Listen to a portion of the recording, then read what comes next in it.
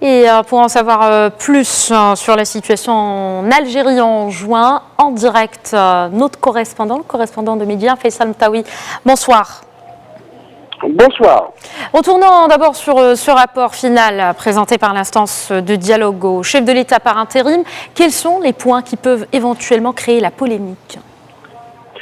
C'est surtout les points relatifs aux mesures d'apaisement, parce que vous savez que l'instance de dialogue et de médiation qui est dirigée par Karim Younes, entre parenthèses, a été chargée pour choisir les personnalités qui vont siéger au sein de l'autorité indépendante pour l'organisation des élections.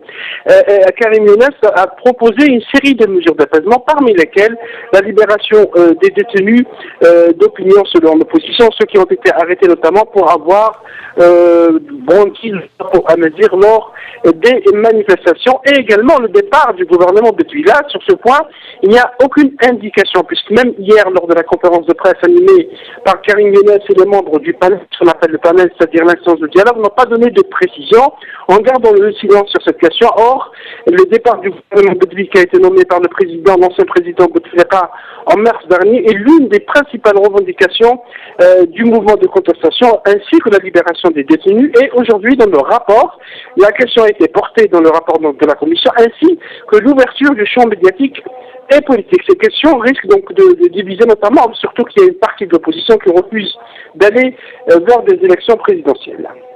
Alors, Faisal, qu'en est-il maintenant de la faisabilité des propositions du rapport, à votre avis? Est-ce que ces propositions peuvent être concrétisées rapidement?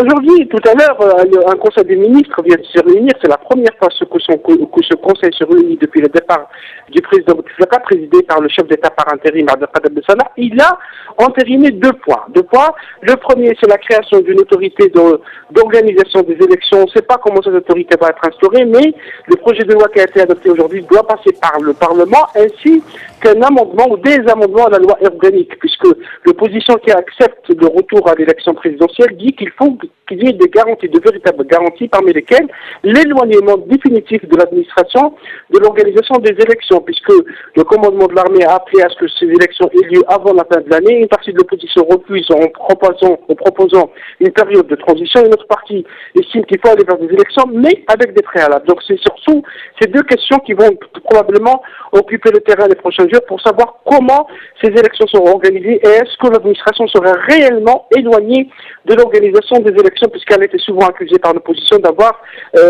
contribué à des fraudes dans des élections précédentes. Alors Faisal, vous êtes sur place. Quelles sont les réactions du gouvernement et de la classe politique algérienne après la publication de ce rapport? Oui, la classe politique, une partie a accepté, a accueilli ce rapport en disant que le dialogue reste quand même une voie pour sortir de la crise. Une autre partie s'interroge comment l'instance qui va organiser les élections sera choisie. Est-ce qu'il y aura des personnalités réellement indépendantes, éloignées du pouvoir, autant de celui de Bouteflika que le pouvoir actuel, et comment elle va travailler alors que l'administration organise pratiquement les élections depuis l'indépendance de l'Algérie. C'est une grande énigme pour l'Algérie et en Algérie. Et le deuxième parti pense que l'instance de dialogue qui était critiquée et qui est toujours critiquée par la rue dans les marches du vendredi et du mardi n'a pas dialogué avec tout le monde, notamment avec l'opposition qui refuse qu'il y ait des élections avant un amendement de la Constitution, et l'instance a également évoqué une période de transition constitutionnelle après les élections sans la préciser. Donc il y a beaucoup de questions qui restent posées après la publication de ce rapport de 200 pages qui n'a pas encore été publié intégralement. Merci beaucoup à Faisal Mtaoui. Vous étiez en direct avec nous depuis Alger. Merci encore une fois pour cet éclairage.